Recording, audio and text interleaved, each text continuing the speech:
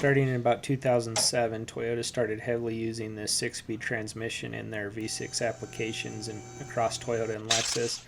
It doesn't have a dipstick to add fluid or to check the level, and so like many manufacturers now, you got to do it some other way. And on this Toyota vehicle, there's a fill port on the side of the transmission behind the left front tire, shown here, and then there's also another plug on the bottom that you take out, and when the fluid begins to drain out, there's enough in there. And when we get the pan off, you'll see better how that works. These bolts were all easy to get at it on the Camry transmission, without special sockets or anything like that. So I'm removing the pan, going to get access to the filter.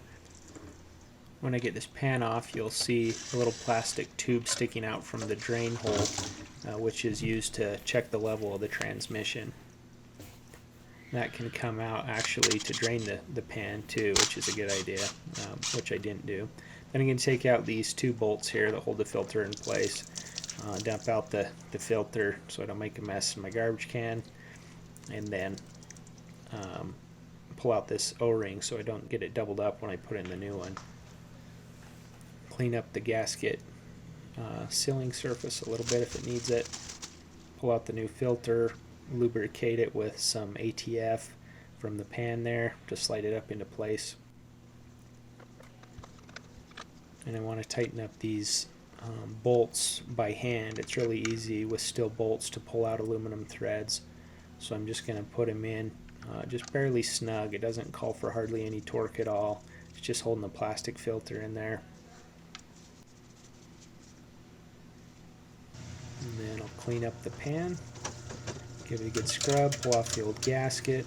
You can see that that indicator tube there in the bottom of the pan pretty well now. I'm going to remove the magnets, clean those up, set them aside, and hopefully remember to put them back in. And I use some brake clean to dissolve the solvent and any oil that was left. And I'll give you a look at this fill tube here, the indicator tube in the bottom of the pan. You can take it out with a 6mm hex bit if you break it, or if you want to pull it out to drain the pan before you take it off to replace the filter. Clean up the magnets, put those back where those dimples are. And then if you want to throw your bolts across the shop and risk losing them, you can clean them up a little bit. Set the new gasket in place. Poke your bolts through so it keeps it all lined up nice and they're where you want them to be. Find a few of the easy ones and get those started. Crisscross the rest of them, tighten them all up, and 66 inch-pounds, so again hardly anything. There's so many bolts here that it holds that gasket plenty good to not leak, so don't over tighten it and risk stripping out the aluminum casing of the transmission when you tighten them up.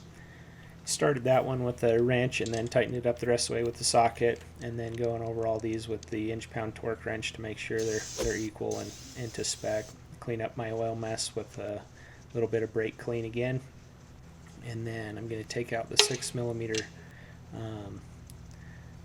indicator hole there where that overflow tube, and then take out the refill plug so I can service it, and then I'll put approximately 3 quarts in it, start it up and warm it up, and add fluid until or let it drain out from that overflow tube at a nice warm temperature until it just trickles out of the hole. If it's dumping out or not coming out, you need to adjust the fluid, but when you got a steady trickle at a warmed up transmission then you're good. Toyota says 40 to 45 degrees C or 104 to 113 Fahrenheit if you want to get really particular about it.